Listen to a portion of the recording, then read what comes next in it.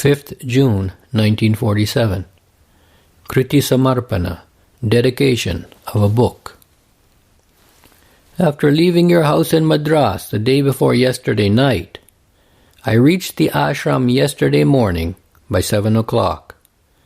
Though it was only 4 days since I had left the ashram, I felt as if it was 4 centuries. So I went straight to the ashram from the railway station.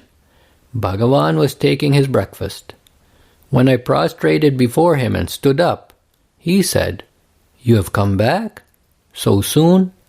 I said, "Yes," and told him that 10 copies of Lekhalu were ready, that I had brought them with me, and the printers said that they would send the remaining copies to the ashram direct.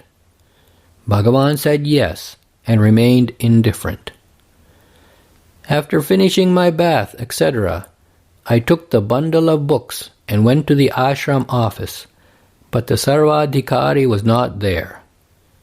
So I thought I could as well show them to Bhagavan and then bring them back, and so went into the hall. I did go into the office first, in accordance with the rules to give books there, but the desire to show them to Bhagavan first was dominant in my mind.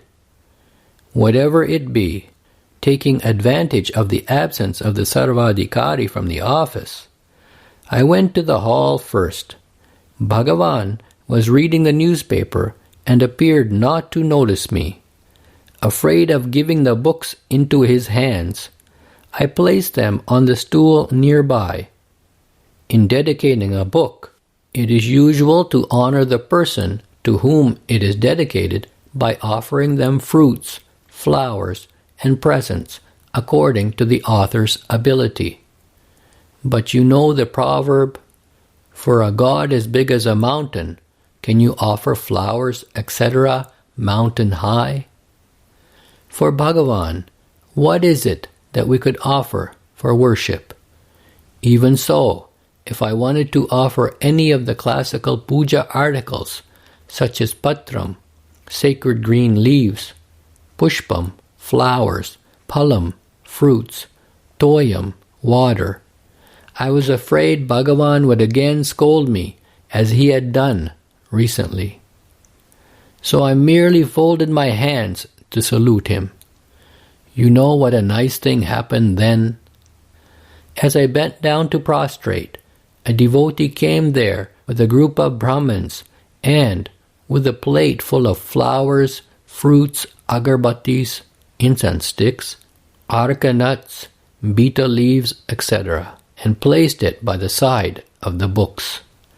When I got up and saw them, I felt extremely happy at the coincidence. All of them stood in a group and chanted the Vedic hymn, beginning with "Na karmana na prajaya dhanena." After the chanting was over, we all got up after bowing before Bhagavan. Krishna Swami sent them away after giving prasadam. Bhagavan put the paper away and said to me leisurely, "Today it is Shashti Abdha Purti for him, it seems." "Is it so?" said I. Whatever it is, I was satisfied that though I never brought anything, unexpectedly someone else had brought flowers and fruits to make up for the omission. Krishna Swami left the books there, so I myself handed them over to Bhagavan. Turning them over this side and that, Bhagavan said, "Give them to the office. Let them come to me with the office stamp." I opened a copy and showed Bhagavan that under his photo, the press people had forgotten to print the name. "Oh, a mistake has been made. It doesn't matter.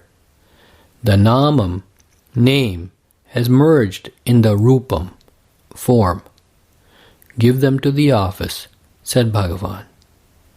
I took them to the office and came back after handing them over to Sri Niranjanananda Swami, the Sarvadhikari. After 9 a.m., Mauna Swami brought 2 copies of the book and gave them to Bhagavan. Bhagavan saw them, and inquiring if one was for him and one for Nagamma, he told a devotee nearby, "Please give the copy to her. She wrote it and her brother got it printed. She herself brought and gave us some copies, and from out of them we are giving her a copy. It is just like making an idol of Pillayar, Lord Ganesha, with jaggery and, after puja, pinching a little of that jaggery and using it for Naivedyam. When fruits are brought and given to us, do we not give prasadam?